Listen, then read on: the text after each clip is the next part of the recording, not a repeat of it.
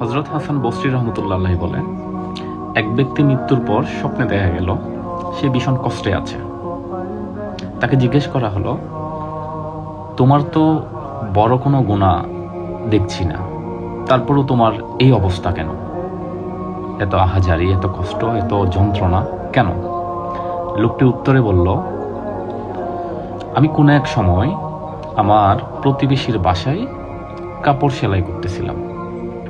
হঠাৎ করে আমার সুঁয়ের সুতা শেষ হয়ে গেল। তাৎক্ষণিকভাবে আমি আমার প্রতিবেশী থেকে না বলে জাস্ট একটু সুতা নিয়েছিলাম। ওই না বলে যে সুতাটা আমি নিয়েছিলাম, যার জন্য আমার আজকে এই অবস্থা। আমি তখন ভেবেছিলাম এটা তো সামান্য সুতাই, এই সামান্য সুতা কি বা আসে বা যায়, কি বা হবে, আমি অত কিছু চিন্তা করিনি।